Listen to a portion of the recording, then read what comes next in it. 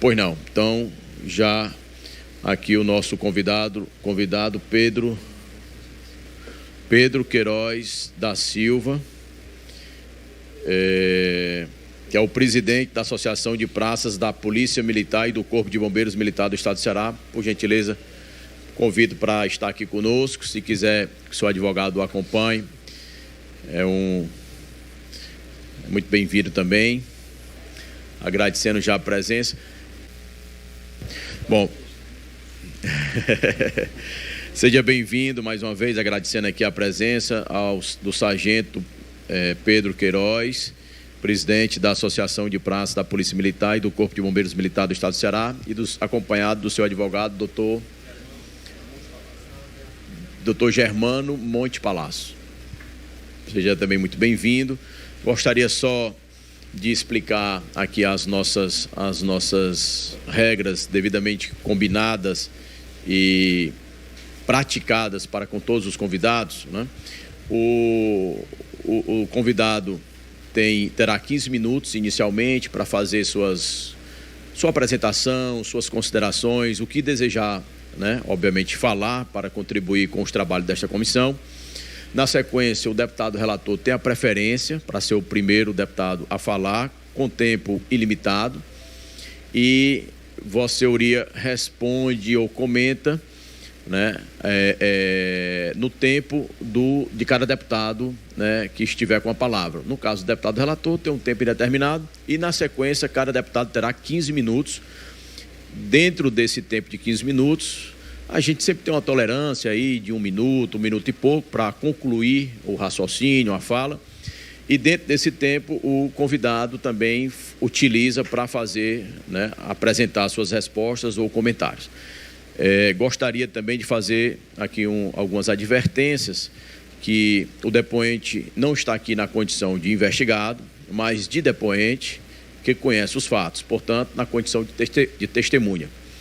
Fica assim advertido de que, se faltar com a verdade, incorrerá no crime de falso testemunho nos termos do artigo 342 do Código Penal. Isso aqui é muito mais um registro formal, né?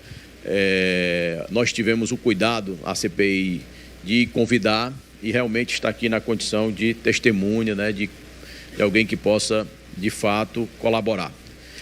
Bom, portanto, já agradecendo mais uma vez a presença, coloco aqui, passo a palavra ao convidado, o primeiro sargento Pedro Queiroz da Silva, presidente da Associação de Praças da Polícia Militar e do Corpo de Bombeiros Militar do Estado do Ceará.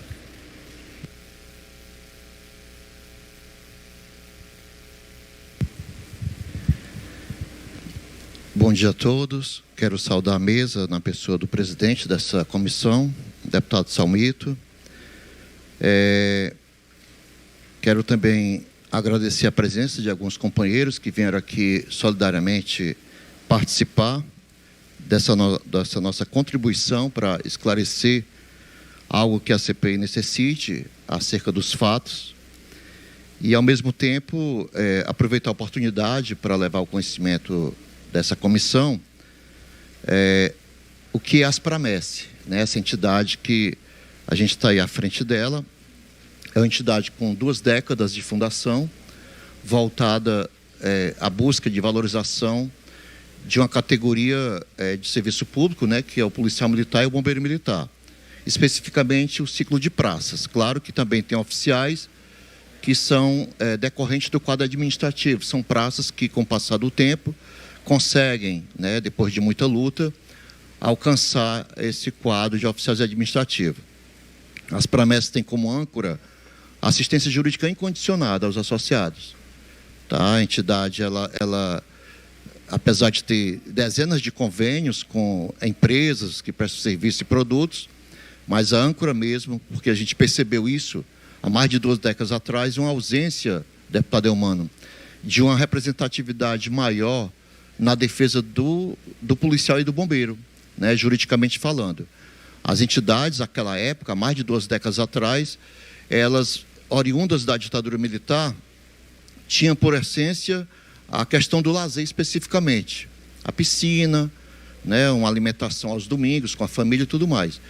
Mas a gente sentia falta de uma entidade que verdadeiramente fosse voltada para a busca da qualidade de vida dessas pessoas. E aí a gente fundou as Prames e estamos ainda à frente dela após 5 eleições, feitas com algum momento com chapa única, outro momento com chapa concorrente, mas ainda estamos por lá.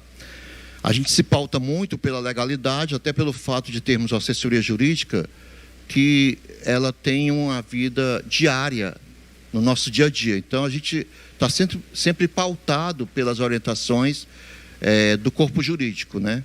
Já tivemos em algumas manifestações a busca da qualidade de vida, porque além de eu ser presidente das Prames, eu já, como integrante da Associação Nacional de Praças, já tive a honra de ser presidente nacional dos policiais e bombeiros, do ciclo de praças, e também aqui no Ceará, tive a honra de ser também o coordenador geral do Fórum Unificado das Associações de Sindicato de Servidores Públicos do Estado do Ceará, que é o FOASPEC, né, conhecido aqui por alguns deputados, por já ter recebido diversas vezes as delegações que aqui vêm à busca de pautar melhoria para o servidor público em geral. E, apesar de estarmos de lados opostos, uma certa feita, politicamente falando, claro, eu não posso deixar de citar uma frase, certa feita, do ex-governador e hoje senador da República, Cid Gomes. Uma certa feita a gente foi fazer um seminário para tratar sobre direitos humanos dos militares estaduais. E nessa reunião, em que estava o fórum presente, o fórum unificado, ele disse que não existe direitos humanos de policial militar, porque direitos humanos é um direito universal, é de todos os seres humanos. E não era cabível estar toda hora falando de militar como se fosse uma raça diferente dos humanos. E aí eu nunca esqueci desse detalhe. Então eu sempre passei a acreditar que o militar, né, o profissional policial militar dos estados, porque tem os militares das Forças Armadas, eles devem ser tratados como pessoas humanas e não como equipamento do Estado, um equipamento físico que não merece aquela atenção devida de qualquer que seja a autoridade, digamos assim, do poder público. E aí eu tenho feito essa defesa, é uma das razões pelo qual, à época, eu aceitei me tornar coordenador geral do Fórum Unificado para a gente tentar quebrar esse paradigma de que o policial militar não pode ser tratado, quando da busca dos seus direitos, como sendo uma categoria diferente de outra do ponto de vista humano. É claro que o militar, até por força constitucional, a ele é vedado algumas questões, como, por exemplo, reivindicar de forma mais acirrada, né, como outras categorias, inclusive permite a sindicalização e a greve. E nós, infelizmente, militares não têm essa prerrogativa ainda, mas a gente busca, de alguma forma, levar ao conhecimento das autoridades as nossas queixas, né, as nossas necessidades. Não é muito fácil, não é fácil de forma nenhuma ser representante de militar, eu digo até no Brasil, porque não é só o Ceará que tem essa forma de tratar os militares diferente, né, de forma menos humana do que os outros seres humanos. Eu, como presidente nacional da ANASPRA, eu vi isso em muitos estados, porque eu participei de muitas reuniões, muitos encontros, e eu vejo o clamor dos representantes dos militares a nível nacional para a busca dessa qualidade de vida. E sempre também há esses entraves, essas condições de não ser compreendido na hora do reconhecimento, da valorização. Aí, pensando nessa condição de buscar um entendimento jurídico dessa condição humana de ser atendido, aproveitando o princípio da oportunidade de que a greve da Polícia de Goiás, em 2017, estava sendo discutido no STF, a ANASPRA, a Associação Nacional, entrou com a Midscúria, né, que é um instrumento jurídico que você pode participar como terceiro de um processo, e lá a gente conseguiu conversar com o ministro Alexandre de Moraes e outros ministros, e aí eles chegaram ao seguinte entendimento, no tema 541. Reconhecemos que o militar, assim como a polícia civil e outras polícias que são portadores de arma de fogo, não podem fazer a greve, especificamente a greve, contudo, o poder público tem a obrigatoriedade de criar mesas de negociações para poder ouvir os clamores dessa categoria que não pode ter essa forma diferente de reivindicar direitos. E aí, isso foi em 2017, o tema foi publicado, desse acordo de plenário. Houve, obviamente, algum ministro que não compreendeu dessa forma, mas em plenário, a maioria absoluta aprovou o tema 541. Se não me recordo a memória, foi dia 5 de maio de 2017. E daí para cá, a gente vem tentando utilizar esse mecanismo, deputado Eumano, para que o governo, através de comissões, o próprio Poder Público, Ministério Público, Tribunal de Justiça, essa casa aqui foi cenário de uma tentativa dessa, o deputado Júlio, ainda em 2020, lá quando estava como líder do governo, tentou buscar esse mecanismo. A gente foi ao Ministério Público para poder também tornar ele aliado nosso, ainda na gestão do Plácido Rios, mas a gente não conseguiu ainda convencer ou tentar clarear a essas autoridades que o militar nessa condição, isso aqui é uma fala que eu digo, o militar estadual, ele foi colocado numa situação semelhante ao vulnerável, à criança, ao idoso, ao meio ambiente. Ou seja, o próprio Ministério Público deveria ser o guardião dessa categoria, assim como ele zela pelo idoso, pela criança e adolescente, pelo meio ambiente, de ofício.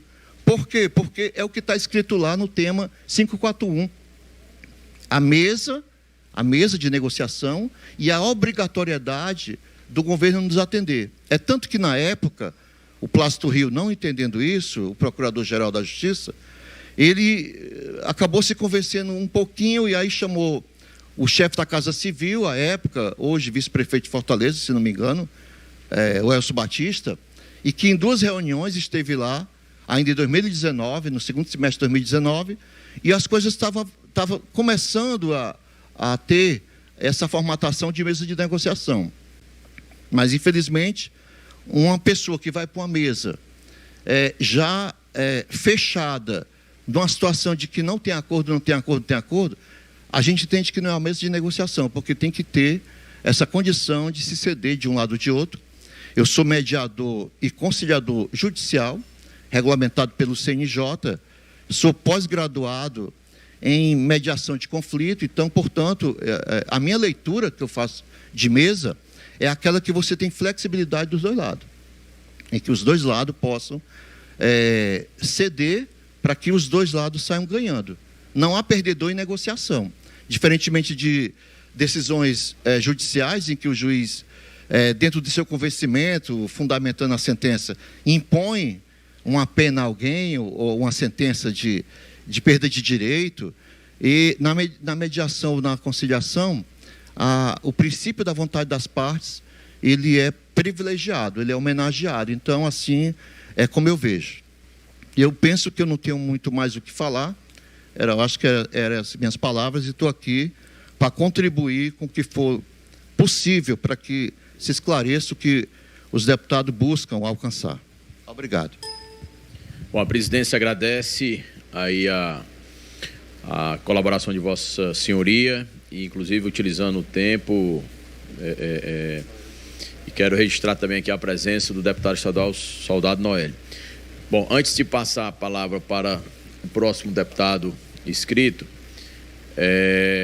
quero aqui sempre ressaltar de que esta comissão, e aqui eu peço licença porque tenho convicção de que posso falar em nome de todos os deputados da CPI, que esta comissão tem um profundo respeito a todos os policiais militares do Estado do Ceará e bombeiros militares do Estado do Ceará.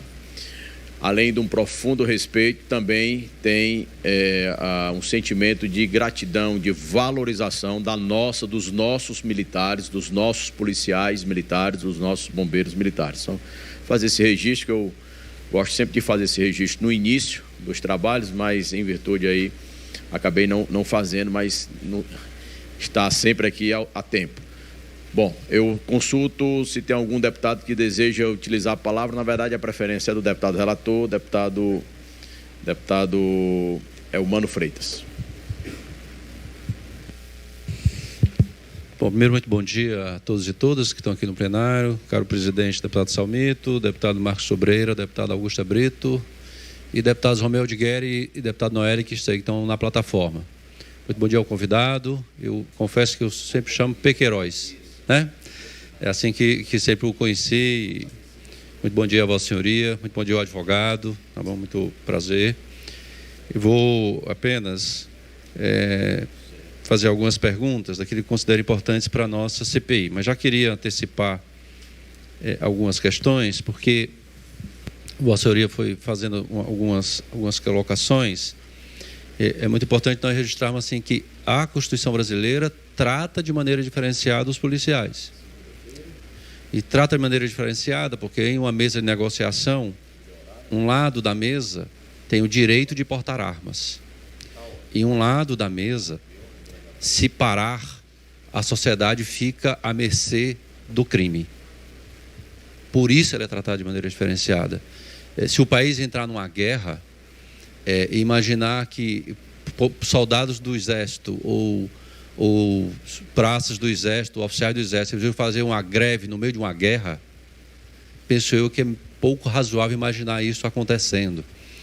Por isso, porque é uma situação tão no limite, que a mesa de negociação ela é uma mesa diferenciada. E, portanto, é evidente que a mesa de servidores civis não é exatamente a mesma mesa, ou não deve ser a mesma mesa de policiais, porque as consequências são diversas, né? E isso não quer dizer que o Estado não deva ter a máxima atenção ao ser humano policial. Por isso que essa casa e governos aprovaram lei de promoções, melhoria salarial, no esforço que me parece que não é o que certamente o policial precisa, mas é aquilo que o Estado poderia dar. E numa mesa de negociação não pode ser... eu vou já perguntar a Vossa Senhoria algumas questões, mas eu participei de uma reunião que o governador Camilo disse, está aqui, tem 500 milhões de reais. Não era 500 mil. Aqui tem 500 milhões de reais. Vocês decidem como usar melhor os 500 milhões para melhorar o salário da polícia, dos praças e oficiais. E não pode ser, não, nós só aceitamos se for 1 bilhão ou 800 milhões, senão para e a sociedade que se arrebente. Penso eu que não pode ser assim, né? Haveremos de encontrar outros caminhos. Eu acho que essa CPI, uma das coisas que eu tenho certeza que devemos ter como um objetivo é colaborar para que o Estado do Ceará encontre um caminho que possa adequar a realidade do policial que vive problemas, e isso tem que ter algum eco dentro de um governo, independente de quem seja o governador. Não pode o policial estar sofrendo no quartel ou no trabalho e ele não ter como essa situação dele chegar para alguma solução acontecer. E, ao mesmo tempo, nós não podemos ter situações como a ocorrida que provocou essa CPI, que é você ter policiais mandando o lojista fechar a loja ou tomar a viatura de alguém que está cuidando da segurança do cidadão. Há dois extremos que, penso eu, nós devemos evitar, né? Passo então as perguntas ao nobre convidado. Eu queria primeiro algumas informações básicas para a CPI, alguns documentos nós temos, mas é só para confirmar com Vossa Senhoria. Você falou assim, a PS tem 2 décadas, eu queria ter um pouco a informação mais precisa, desde quando ela existe, desde quando Vossa Excelência participa da entidade e por que cargos? Como eu falei na minha apresentação, ela tem 21 anos de fundação, e nesses 21 anos eu fui reconduzido em 5 eleições para o cargo de presidente. Sempre presidente? Sempre presidente. Ok. Horas chapa única, horas com chapas concorrentes. Ok. A entidade, ela abriga exclusivamente bombeiros e militares ou também pessoas de outras categorias? Nós temos algumas pessoas que são, digamos assim, oriundos dos policiais. Um filho que completa a maioridade, uma viúva. Dependentes?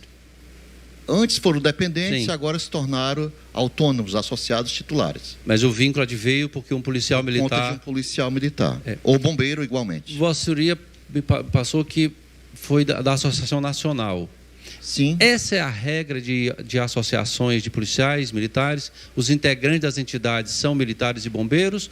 Ou é normal ter entidades que congrega vigilante, policial penal, policial... Ou, em regra, as associações nos estados são associações de bombeiros e militares? Na grande maioria do Código de Associados, sim. Mas é permitido, em respeito ao Código Civil, outros quadros de outras categorias.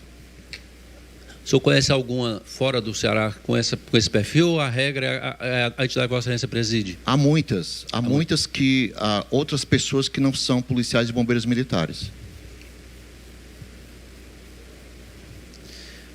Vossa Senhoria participou da mesa de negociação do motim ocorrido no estado de Ceará em 2020?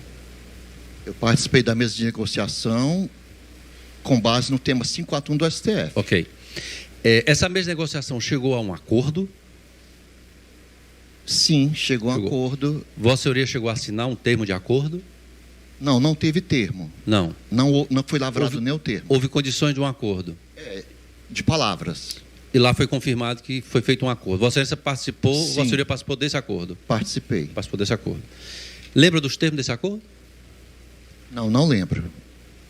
Havia melhoria salarial para as categorias, nos diversos regimes da polícia? O que houve foi que o recurso que o governo, que inclusive Vossa Excelência acabou de citar, teria que ser entre a categoria distribuído, e nem um centavo a mais. Certo. Era algo em torno de 500 milhões de reais, Vossa Excelência lembra? Eu creio que era menos, deputado. Era menos? 400 e uma fração. Certo. Não recordo o valor preciso, mas não chegou à cifra de R$500 milhões, não. Meio bilhão. 500 milhões. Após esse termo de acordo, Vossa Senhoria tem conhecimento de ações de ocupação de batalhão, de tomada de viatura. A Asprames participou de alguma dessas ações? Não, porque a gente defende o que eu acabei de falar, a mesa de negociação permanente. Ok. Essas ações a Asprames nem apoiou, nem colaborou? De forma alguma. Ok.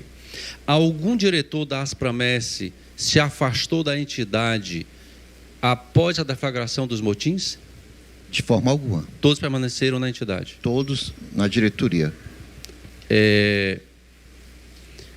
Qual é a receita da Asprames e quantos associados ela tem? Hoje nós temos 1.400 e uma fração, né? 1.400. Dá em torno de 60 mil reais, talvez, no máximo. Tá. Vossa Senhoria a entidade tem alguma movimentação de fazer saque na boca do caixa para movimentar recursos em espécie, ou é feito pagamentos direto por transferência ou algo do tipo? Como é que exclusivamente funciona? Por transferência, com dois comandos, presidente e tesoureiro ou vice-versa. Exclusivamente por transferência? Exclusivamente. São duas pessoas, o presidente e o tesoureiro? Isso. Uma conta em que, se um só operar, não haverá resultado nenhum na movimentação. Só ocorre a transferência se os dois assim confirmarem, né? Nesse sentido, você falou que de 58 mil. Houve algum pagamento de transporte ou de gráfica referente às mobilizações ocorridas de policiais militares? As mobilizações que ocorreram em 2019, creio que sim. Mas depois de 2020, quando o parlamento retornou do recesso, não houve mais nenhum investimento nessa mobilização, não. E qual foi o pagamento? Foi a senhora que autorizou, né? Eu creio que tenha sido algumas camisas, eu acredito. Teria que rever no Lembra no qual era a escrita que tinha na camisa? Não lembro, deputado, mas era uma camisa branca com alguma coisa azul, eu acho que era alguma coisa assim. Não tenho uma recordação precisa nesse momento. Não era algo do tipo, se não pagar, a polícia vai parar? De jeito nenhum. Ok. Não é por essa linha aí, não. Havia desconto há desconto em folha dos policiais para a Asprames? Sim, exclusivamente em consignação em folha. Aí aquelas pessoas que não têm folha, certo, um filho adulto, uma viúva que ainda não tem a folha consignada, é que eles fazem um crédito bancário. Esse desconto foi suspenso alguma vez? Sim. Também nesse período? No mesmo período do movimento, fevereiro de 2020. A Aspromess chegou a entrar com ação judicial para... Sim, entramos com ação tão logo soubemos que não havia crédito para a gente naquele mês. Através de seus próprios advogados? Sim, doutor Germano Palácio, que aqui está do lado. Não precisou contratar outro escritório para... Não, de forma nenhuma. A própria equipe da... A equipe das Aspromess cuidou do mandado de segurança. Ok. E aí a decisão judicial foi favorável à Aspromess para que retornasse o desconto? Em 48 horas. Ok. Eu me dou satisfeito, presidente. Muito obrigado. Por nada, deputado Eumano. Bom, a presidência toma ciência e já convida o próximo deputado inscrito. Oi. Pronto, agora estamos ouvindo o deputado Soldado Noélio. Pois não, deputado. Pronto, queria fazer algumas perguntas ao Pedro. Bom, então sendo assim, eu vou aqui passar a palavra ao deputado Soldado Noélio. Vossa Excelência tem 15 minutos. Peço aqui ao convidado, por gentileza, para permanecer e ouvir aí as perguntas do deputado Soldado Noélio. Pedro Queiroz, primeiro lhe cumprimentar, já muitas histórias de luta em defesa dos profissionais de segurança pública, queria lhe parabenizar por essa luta. É um guerreiro, um cara que sempre gosta de trabalhar fundamentado na legislação, estudando a legislação. Então, queria lhe perguntar primeiro o seguinte, você respondeu que foi feito um acordo, eu queria saber a respeito desse acordo que foi feito com o governo, como é que foi esse acordo na visão do Pedro Queiroz, presidente da Aspromess? Esse acordo foi um acordo que foi positivo para a categoria ou foi o que foi possível, foi o que o governo cedeu, foi só até aquele ponto que o governo cedeu, né? Eu acho que você até deixou um pouco, deu a entender mais ou menos o que pensa já, mas eu queria que ficasse mais claro. Nessa negociação, quando você saiu de lá, você entendeu esse acordo que foi um acordo muito bom para a categoria ou foi porque aquilo ali foi, nós tentamos, batalhamos, mas o governo não cedeu e não tinha mais o que fazer na mesa de negociação até aquele ponto. Foi até aquele ponto ali que nós conseguimos chegar. Essa é a primeira pergunta. E a outra pergunta é o seguinte, eu queria saber se o capitão Wagner, o sargento Reginaldo ou algum outro político lhe convidou ou convidou alguém da Aspromess para fazer greve, fazer paralisação. Quero cumprimentar o deputado Soldado Noélio, né? É um deputado oriundo da categoria de policiais e bombeiros. A primeira pergunta se refere como foi o desdobramento na mesa de negociação.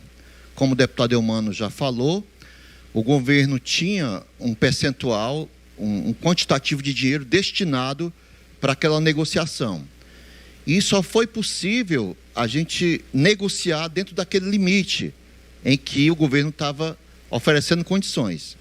O máximo que a gente flexibilizou foi as parcelas quais seria implantado esses valores, né? Esses 500 milhões de reais, porque a priori o chefe da Casa Civil que ali estava negociando conosco queria de 4 parcelas e nós conseguimos com muita peleja, né? Porque essa mesa ela levou quatro sessões, foram 4 sessões distintas, uma delas com 2 turnos, a última foi necessário 2 turnos, manhã e tarde, para a gente chegar a esse entendimento, mas é como o deputado Eumano já havia dito aqui nesse plenário. O governo destinou 500 milhões e esses 500 milhões a gente teria que fazer a distribuição dele dentro da categoria como melhor entendesse. Então a gente não tinha como flexibilizar mais do que isso. Com relação à segunda pergunta, e se eu fiquei satisfeito ou não, é claro que não.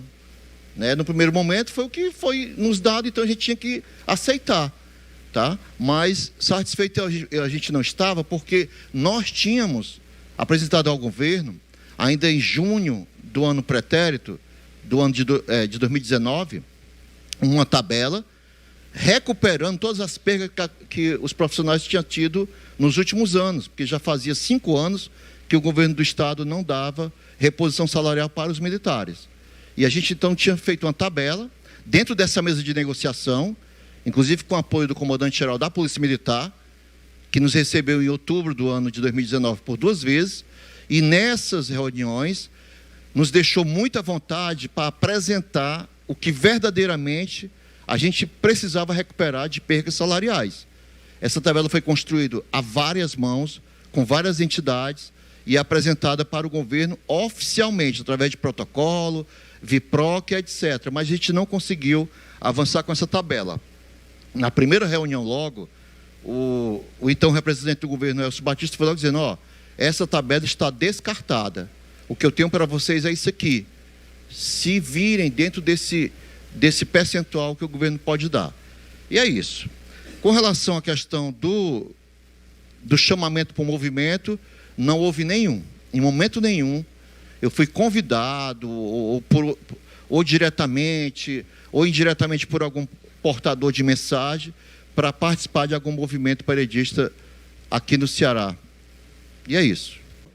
Só para fazer uma última pergunta. Pedro, você acha que o capitão Wagner liderou a greve? O capitão Wagner, eu acho que ele estava parlamentar, não é isso? Deputado federal? Isso.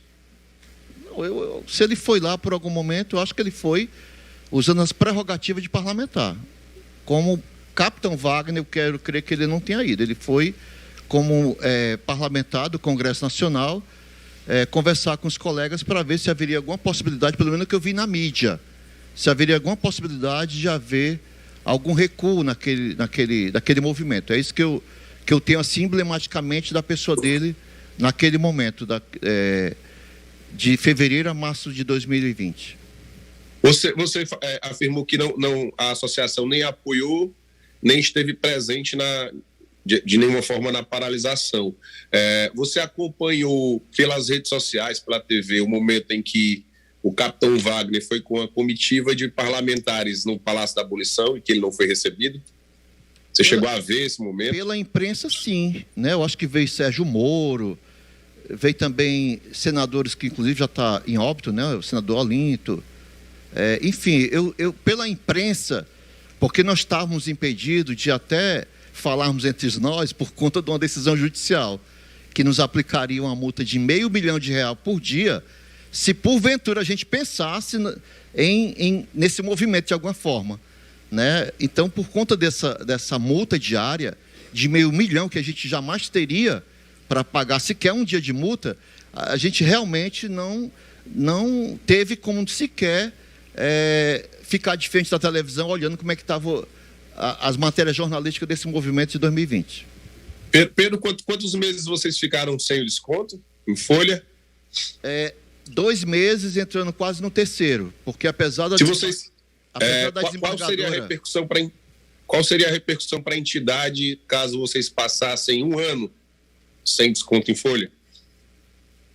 Não, a entidade, a Asprames especial, não posso falar pelas outras entidades congênere, a Asprames só tem como receita exclusiva consignação em folha.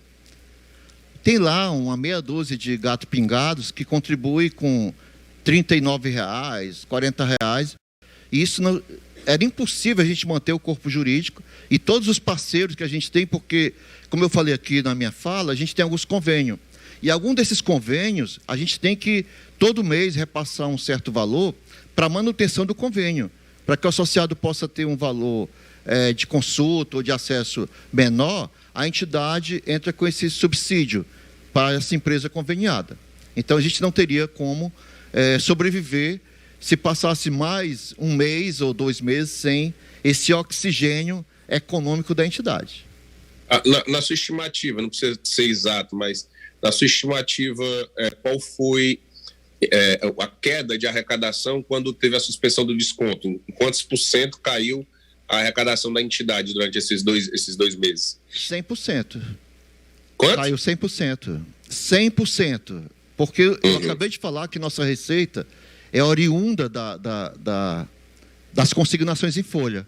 E que 6 pessoas a R$30 cada uma, não dá nem para comprar um garrafão de água mineral para botar lá na recepção. Tá bom. Agradeço, Pedro. Eu queria só finalizar mais uma vez lhe parabenizando, porque eu conheço a sua história de luta, né? Um guerreiro que começou a batalhar pelo direito dos militares já há muitos anos, né? Viajando pelo Brasil afora como representante da NASPRA, uma Associação Nacional de Defesa dos Militares do Brasil. Então, queria lhe parabenizar, fazer esse reconhecimento público aqui.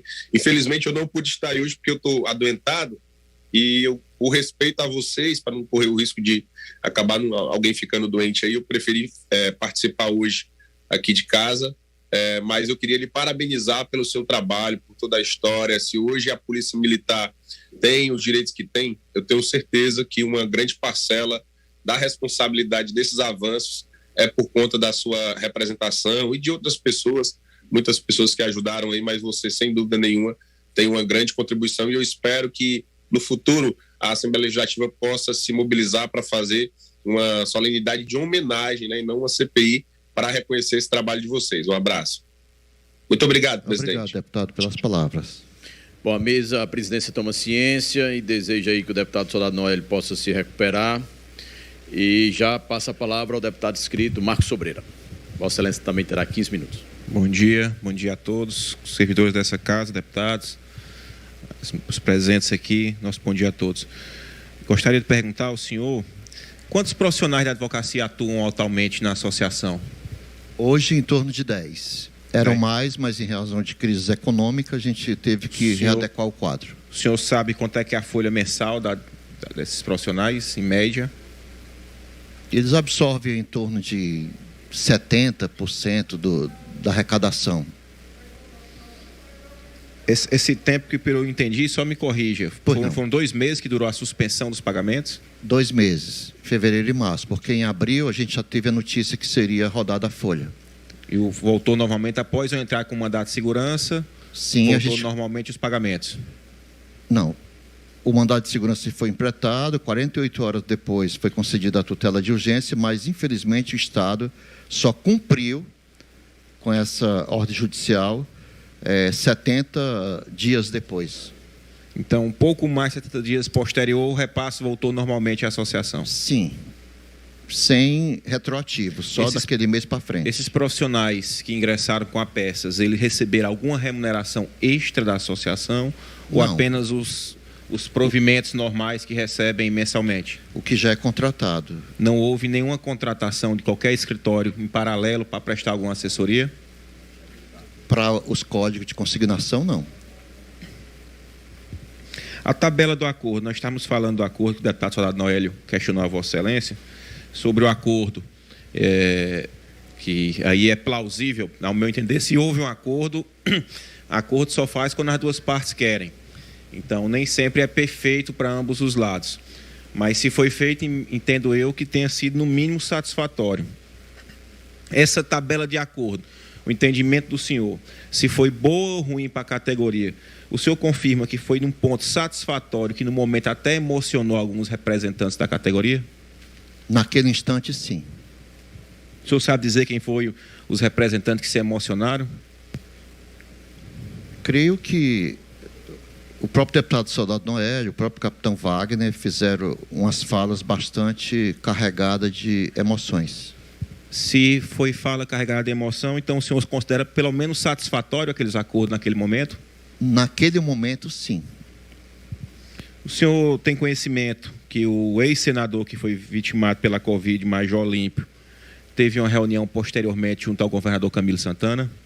Sim, tomei conhecimento pela imprensa. O Major Olímpio era conhecido como um grande representante da categoria a nível nacional. O senhor lembra qual foi a posição do Major Olímpio após a proposta que foi feito o acordo, que foi demonstrada pelo governador Camilo Santana de forma pública? Não lembro. O senhor tem conhecimento que o Major Olímpio, depois da reunião com o governador Camilo Santana, manifestou-se publicamente contrário ao movimento e satisfatório com a proposta que foi apresentada? Não lembro, não recordo dessa fala dele. O senhor sabe dizer quem foram os líderes da greve do ano 2012? 2012? A greve de 2012, 11 e 12, né? Quem liderou os movimentos? Capitão Wagner, Sabino, eu e a Nina Carvalho. Era satisfeito, senhor presidente. Bom, a presidência é uma ciência. Gostaria de passar aqui a presidência dos trabalhos ao deputado relator, que eu vou fazer aqui algumas perguntas ao nosso convidado.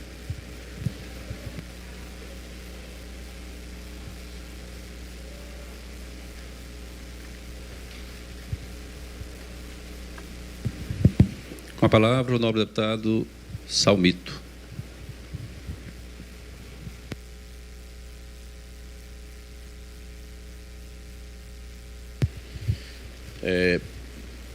Bom, primeiro eu quero mais uma vez agradecer aqui a presença de Vossa Senhoria em se dispor aqui a contribuir com os trabalhos desta comissão. Na verdade, eu, como presidente desta comissão, eu tenho procurado evitar fazer perguntas, até para adotar uma postura mais de magistrado, né? Mas eu vou fazer aqui as perguntas muito mais do ponto de vista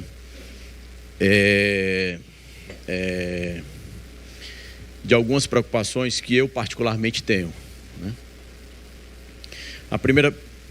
Antes da primeira pergunta, o jornal Folha de São Paulo de hoje, ele traz na capa, a manchete de capa do jornal, a seguinte fala do novo comandante da Polícia Militar, né, e Bombeiros Militares do Estado de São Paulo, né? Ele fala o seguinte: política só fora do quartel, diz novo comandante da PM de São Paulo, né? É a manchete de capa do jornal Folha de São Paulo. E lá no corpo do jornal traz uma matéria de página inteira, né, fazendo algumas referências. O senhor concorda com essa fala do novo comandante da Polícia Militar do Estado de São Paulo? Depende do ponto de vista de como ele está analisando essa questão de política fora de quartel. Talvez ele não queira que dentro dos quartéis sejam montados palanques para beneficiar determinados representantes da categoria. Mas da forma assim, pedagógica, eu discordo. Bom, eu vou fazer a pergunta mais específica, porque realmente é uma pergunta muito genérica, não é uma pergunta muito feliz. E aí eu quero até aperfeiçoar aqui e melhorar a pergunta. O que diz o novo comandante? Né? Bom, primeiro dizer que é um novo comandante lá da Polícia Militar do Estado de São Paulo. Ele é mestre e doutor em ciências policiais, de segurança e ordem pública. Ingressou na PM de São Paulo em 1989, declarado aspirante. Em agosto de 1992 foi promovido a coronel e no dia 28 de março de 2019, né, foi comandante do policiamento, papapá e tal. Bom, o que ele diz, né? O coronel Ronaldo Miguel Vieira, o novo comandante da Polícia Militar do Estado de São Paulo, o que ele diz, né? Eu vou ler aqui para ser mais preciso. O coronel disse ainda que não recebeu, vamos lá.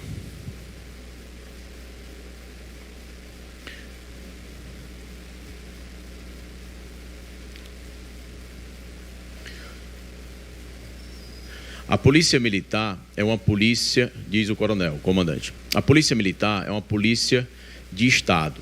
Estamos em um Estado democrático de direito. Nós temos que respeitar a opinião de todas as pessoas e as preferências políticas. Só que política é fora do quartel, ponto. Aí o jornal pergunta: isso quer dizer que o senhor não vai admitir manifestações políticas de policiais da ativa? Aí o comandante, responde: usando a farda, usando o quartel, usando a estrutura policial militar, não. A gente tem até uma diretriz da parte de mídias sociais que vai ser mantida. Com certeza vai ser mantida. Já pensando nisso, eu, Ronaldo, posso até ter uma opinião, mas como policial militar, comandante-geral, eu não tenho opinião. Eu sou policial militar, sou de uma polícia que está preocupada em combater a criminalidade, de ser uma polícia cidadã. está próxima da comunidade. A parte política, a gente está num Estado democrático de direito, com certeza tem que respeitar a opinião das pessoas, mas a polícia militar é polícia de Estado. O senhor concorda com essa fala dele ou não? Ou faz alguma observação? No finalzinho aí da fala dele, Sim. É um sonho nosso. É um sonho nosso que um dia a polícia militar seja polícia de Estado, porque o que a gente vê hoje é que a polícia militar é a polícia de governos. Entra o governo, usa a mão de obra dos policiais para o seu bem-estar, sai o governo, aí acaba com tudo e cria uma outra modalidade de polícia. Então, eu compreendo o ponto de vista dele. O que me causa estranheza é que já é um coronel pós-Constituição Cidadã, né? Ele ingressou em 89, um ano depois da promulgação da Constituição que está em vigor hoje, e nós, por exemplo, eu farei 40 anos agora, no dia 1º de junho, de polícia. Então, eu sou ingresso na época da ditadura. Então, a minha formação foi diferente do que qualquer pessoa que tenha tido nesses últimos 34 anos. Então, assim, eu concordo com ele em parte, porque eu compreendo que ele, comandante-geral, deva zelar para que não haja essa politicagem dentro das unidades militares, mas eu entendo, como ele fala aí 2 vezes de democracia, que os policiais têm o direito, assim como seres humanos que eu falei, de também expressar a sua vontade política de representatividade. É isso. O senhor ingressou na Polícia Militar do Estado do Ceará ainda na época da ditadura militar. Sim. O senhor acha que naquele período era melhor ou agora é melhor? Para os militares era pior. Para os militares era pior. Era pior porque o regime draconiano, que ainda hoje está no Código Penal Militar, que permite inclusive o fuzilamento, né? O pessoal diz, no Brasil não tem pena de morte. Para militar tem, desde que alguém declare uma guerra. Alguém só diga se no decreto. O Brasil está em estado de guerra. Aí o militar pode ser levado no muro e os seus próprios pares fuzilar ele no muro. Então, isso ainda existe hoje, poucas pessoas sabem disso, mas o tratamento mudou muito nesses últimos anos, né? Mas eu entendo que pode melhorar muito. Pode melhorar muito. O senhor acha que o policial militar tem que cumprir a lei? Sim ou não? Isso é relativo. É relativo? É relativo. O policial militar é relativo para o policial militar cumprir a lei? Sim. Sim. Sim. Ele não tem que cumprir a lei. Isso é relativo. Ele deve cumprir a lei e agir de acordo com o que for necessário na hora em que ele estiver atuando como policial militar. Certo. Por exemplo, a lei diz que não deve se matar alguém. Certo. Não deve matar alguém. Certo. Mas o policial, infelizmente, tem essa prerrogativa de usar força necessária, inclusive com arma de fogo, quando ele entender naquele momento que deva ser usado. Agora, esse exemplo que Vossa Senhoria acabou de dar também está previsto na lei. A lei autoriza, em casos específicos, de legítima defesa, né? Em outros casos específicos, a lei autoriza. Então, eu vou fazer novamente a pergunta. O policial militar, ele deve cumprir a lei, sim ou não, ou se eu continuo achando que isso é relativo? Para a gente encerrar, eu vou dizer que sim. Certo. Deve sim. Ok. O senhor acha que um policial militar da ativa, né? E aí eu vou aqui um pouquinho além da fala do novo comandante da Polícia Militar do Estado de São Paulo, certo? Um policial militar da ativa, dentro do quartel ou fora do quartel, ele pode se manifestar politicamente? Eu não vejo nenhum crime nisso. A Constituição, ela não veta ao militar a manifestação de pensamento. Lá no artigo 5º, não tem vírgula, salvo os militares. Não tem essa vírgula lá, nesse direito individual constitucional, né? É uma causa pétrea. Eu penso que, como brasileiro, o policial militar que é também, né, ele deve ter essa manifestação de pensamento. Agora, claro, como eu falei no começo da pergunta do comandante, eu só não entendo que deva algum policial fazer um palanque dentro de um quartel para tentar arrancar dos seus adeptos qualquer intenção política partidária. Eu vou ser mais específico ainda, porque a pergunta que eu fiz há pouco é muito genérica e pode, digamos assim, atrapalhar numa boa compreensão da pergunta e para uma boa resposta. Um policial militar, no quartel ou fora do quartel, ele pode discordar politicamente do governador, na sua opinião? Sim ou não? Deputado, isso é muito relativo. É relativo. O senhor acha que é relativo? Acho que é relativo. O Código Penal Militar diz que não pode. O senhor respondeu agora há pouco que o policial militar deve cumprir a lei, sim. Né? Na primeira resposta, o senhor disse que, dependendo do caso, e citou o exemplo muito feliz em relação a uma situação específica. E eu fiz referência de que essa situação específica do exemplo de Vossa Senhoria, né, a própria legislação, ela estabelece essa possibilidade e, ao mesmo tempo, ela faculta ao policial militar, né, autorizando, né, em casos específicos, esse tipo de conduta, né?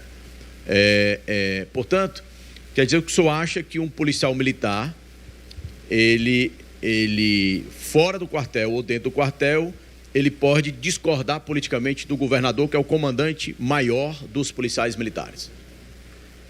Ou o senhor acha que isso é relativo? Dentro do princípio da livre manifestação de pensamento, que o militar não está vedado, eu acho que ele pode de forma discreta, de forma que ele não traga alvoroço ou revolta dentro das unidades a qual ele está ali tentando discordar daquele pensamento.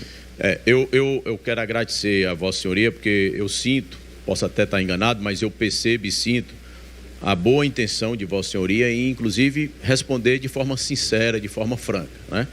E eu acho que essa sinceridade, ela é importante. A outra pergunta que eu faria a Vossa Senhoria eu estou trazendo agora para um caso mais específico ainda. O senhor acha, né, que um policial militar, ele pode, né, parar a sua atividade funcional para fazer reivindicações, né, para a sua vida funcional, como um médico, como um professor, como um trabalhador da construção civil, como um engenheiro, como as demais categorias profissionais? O senhor acha que um policial militar, um bombeiro militar, ele pode parar as suas atividades funcionais, fazer uma paralisação para poder fazer reivindicações, com a pauta de reivindicações? O senhor acha que pode parar, sim ou não? Eu entendo que não. Certo. O senhor poderia me dizer por que o senhor entende que não? Porque aí eu perguntaria, porque é vedado pelo próprio Código Penal Militar essa possibilidade? É vedada essa possibilidade? É por isso? Ou por convicção pessoal? É porque, para eu ser mais claro, é porque a lei não permite? Ou é porque Vossa Senhoria tem essa convicção pessoal de que realmente os policiais militares, bombeiros militares não podem parar, fazer nenhum tipo de paralisação, mesmo que seja em virtude de reivindicações da sua categoria? Bom, eu, como já falei, ao longo desses anos todos, viajando o Brasil inteiro, na busca de mediar conflitos entre governo e categoria, porque eu fui em alguns cantos fazer isso especificamente, sentar numa mesa e tentar a todo custo fazer com que os dois lados fossem flexíveis e aquele movimento parasse, ou aquela pauta fosse atendida. E depois que o STF aprovou esse tema 541, em que traz essa obrigatoriedade para que o poder público possa sentar numa mesa para negociar, eu fiquei mais aliviado, né? Eu passei a acreditar que é possível, sim, a gente utilizar esse mecanismo que hoje o Brasil nos oferece, enquanto militar, para que possa, então, essas reivindicações serem discutidas, talvez nem seja concedida, mas seja discutida a todo o momento, para que possa evitar uma possível situação como essa que os senhores estão apurando. Certo. Então, assim, o senhor, amparado nessa decisão do Supremo, né, mas o senhor acha, então, que o policial militar e o bombeiro militar não podem fazer nenhum tipo de paralisação, mesmo que seja para reivindicar suas pautas funcionais da categoria, porque a lei não permite. É isso? A vedação. A vedação A por parte da lei. Constituição veta a greve do policial militar. Isso. Eu queria perguntar a Vossa Senhoria é presidente de uma associação de policiais militares, bombeiros militares, se não me falha a memória, há 21 anos, né? Vossa Senhoria acha que o papel da associação que Vossa Senhoria preside é de fazer reivindicações, conquistas funcionais para os policiais militares e bombeiros militares? Esse é o papel da associação que Vossa Senhoria preside ou não? Entre outras questões estatutárias, sim. Além isso, obviamente, voltado para aqueles associados que estão dentro daquele corpo de associado. A gente tem que defender os interesses deles, sim. Então, Vossa Senhoria entende que um dos papéis da associação, e Vossa Senhoria afirma que está, inclusive, no estatuto da associação, é isso? Sim. É reivindicar essas melhorias funcionais dos policiais militares e bombeiros militares do Estado de Ceará. Associados. Obviamente, aqueles que estejam associados. Isso. Sim, né? Então, a resposta. Aí a outra pergunta ligada a essa. Vossa Senhoria, como presidente da associação, avalia que a associação deve participar e estimular e convidar no momento que for necessário, que possa ser ou que possa parecer necessário, né? Os associados militares da Polícia Militar e Bombeiros Militares para participarem de paralisações, para fazer aí, para cumprir, para fazer valer as reivindicações de uma possível pauta. A associação deve participar dessa paralisação e estimular os militares a participarem de alguma paralisação? Não. Não, certo.